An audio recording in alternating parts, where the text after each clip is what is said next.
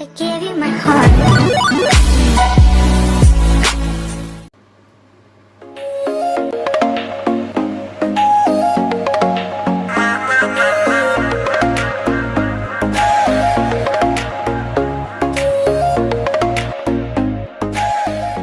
Welcome back to स्मास kitchen. नाजरीन, आज हम गुड़ वाले चावल बनाएंगे। मैं आपको गुड़ वाले चावल की रेसिपी बताऊंगी। बहुत आसान रेसिपी होगी, आपको बहुत पसंद आएगी। उसके लिए जो चीज़ें हमने लिए हैं, हमने उसके लिए आधा किलो चावल लिए हैं और हमने जो गुड़ लेना है वो भी हमने आधा किलो ही लेना है। जितने चावल होंगे उतना हम गुड़ लेंगे। साथ में हमने 1 कप ऑयल लिया है, 1 अदद हमने प्याज काट लिया है और 1 टेबलस्पून हमने सौंफ लिए। और इसके लिए जो हम चाशनी बनाने के लिए जो पानी इस्तेमाल करेंगे वो हमने 1.5 लीटर पानी लिया है, क्योंकि हमारे पास आधा किलो चावल है। नॉर्मल चावलों में हम डबल पानी यूज़ करते हैं, लेकिन इसमें मीठे में चावल पकते हैं, इसलिए हमें इसके 1.5 लीटर पानी इस्तेमाल करना है। फिर अब हम इसकी पहले चाशनी बनाएंगे। सबसे पहले हमने पैन में पानी डाल देना है। जो 1.5 लीटर पानी हमने निकाला था इसको हम उबलने के लिए रख देंगे। 1.5 लीटर पानी इस्तेमाल किया हमने, 1.5 लीटर। अब ये पानी उबल चुका है। अब हम इसके अंदर गुड़ डालेंगे।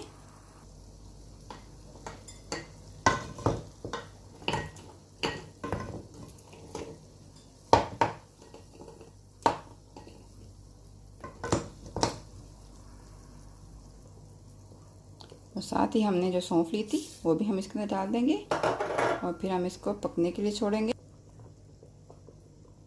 अब हम इसको अच्छी तरह से पकने के लिए छोड़ेंगे। हमने इसकी चाशनी बनानी है और हमने इसको 10 से 15 मिनट के लिए हमने इसका पानी उबालना है, ताकि हमारा मीठा अच्छे से पक जाए। और फिर हम इसकी हीट बंद करेंगे और फिर हम इसकी चाशनी को उतार लेंगे।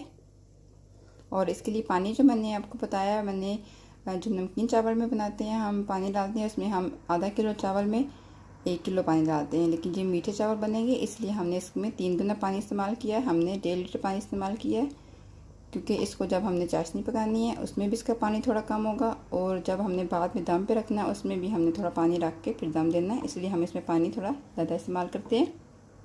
अब हम इसको बंद कर देंगे, इसको पकने के लिए छोड़ देंगे।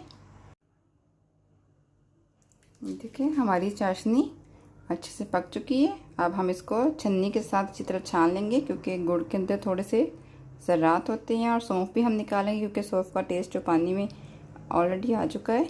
अब इनको अच्छी तरह हम छन्नी में छान लेंगे। अब हम इसमें ऑयल डालेंगे। तो थोड़ा सा ऑयल गर्म होगा, फिर हम इसमें प्याज डालेंगे। हम इसमें प्याज ऐड करेंगे।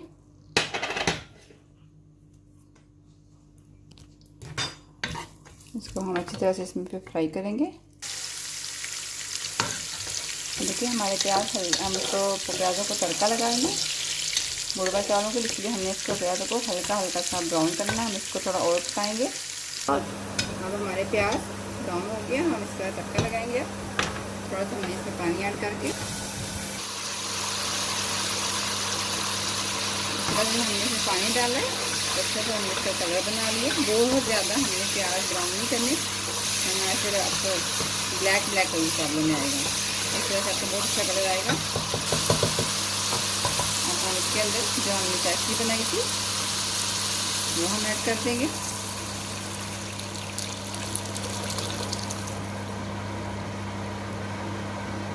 फिर अब हम इसको पकने के लिए छोड़ देंगे।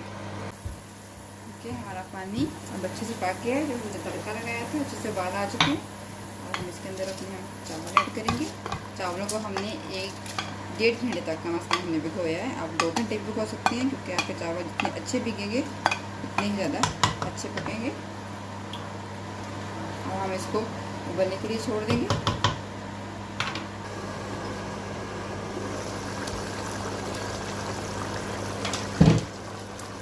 अब हमारे चावल थोड़े थोड़े से पक गए हैं, हमारा पानी भी कम हो रहा है।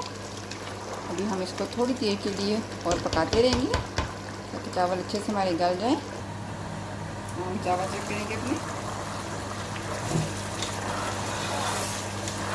पानी अच्छी तरह से अब खुशक हो गया है।